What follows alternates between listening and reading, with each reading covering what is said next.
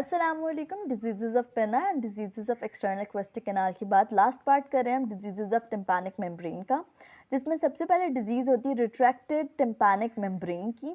Retracted tympanic membrane क्या होता है कि टिम्पैनिक मेम्ब्रेन रिट्रैक्ट हो जाएगी as a result of negative intra tympanic pressure.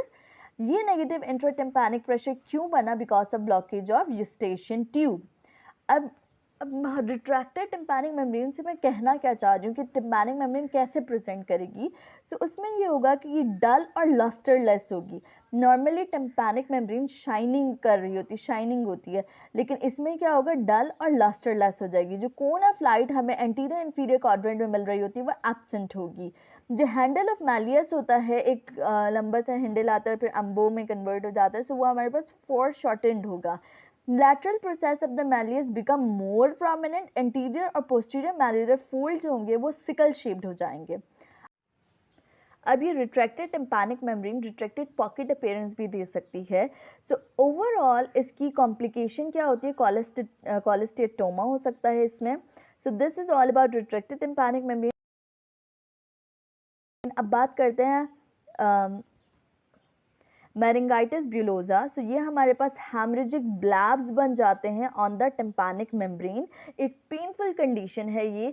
अब हैमरेजिक ब्लैब्स बन रहे हैं तो इसके क्लिनिकल फीचर्स कैसे होंगे? हमारे पास डिस्चार्ज होगा हैमरेजिक फ्लूइड का और एयर पेन होगा। इसका जो पॉजिटिव ऑर्गेनिज्म होता है या तो वो वायरस होता है या फिर म्यूकोप्लाज्मा निमोनिया हो सकता है।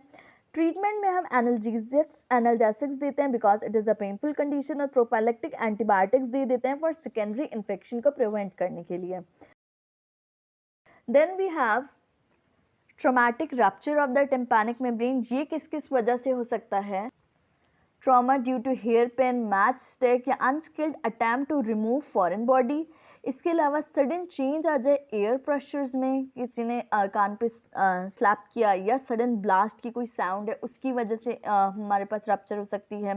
Pressure by fluid column like diving, water sports वगैरह, डाइविंग करना, स्विमिंग करना, वाटर स्पोर्ट्स हैं, उन सब सिचुएशंस में मिल सकती हैं। इसके अलावा फ्रैक्चर ऑफ टेम्पोरल बोन में भी ट्रॉमा हो सकता है। ट्रीटमेंट क्या होगी इसकी कि जो एजेस ऑफ परफोरेशन होते हैं ना वो इन्वर्ट हो जाते हैं टुवर्ड्स द मिडिल ईयर, तो उन्हें ऑपरेटिंग माइक्रोस्कोप के ज़रिए से रीपोजिशन करना और स्प्लिंट करना। उसके बाद कॉम्प्लिकेशन क्या हो सकती है? फेशियल नर्व पैरालिसिस हो सकती है, सबलक्शन ऑफ द स्टेप्स की वजह से वर्टाइगो और निस्टैग्मेंट्स हो सकता है, and sensor neural hearing loss हो सकता है।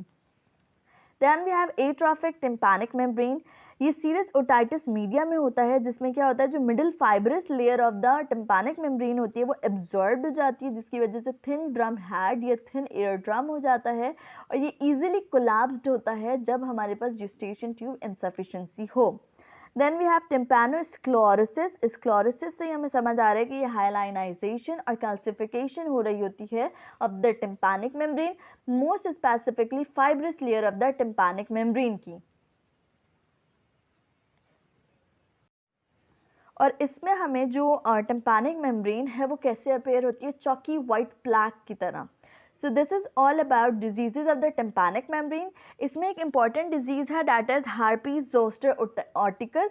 ये मैंने इन डिटेल बताया हुआ है एक्सटर्नल एक्वेस्टिक कैनाल की डिजीज़ में, वायरल इन्फेक्शन में, सो वहाँ से आप लोग देख सकते हैं। सो डिजीजेज ऑफ टिम्पैनिक मेम्ब्रेन हमने कंप्लीट कर लिया।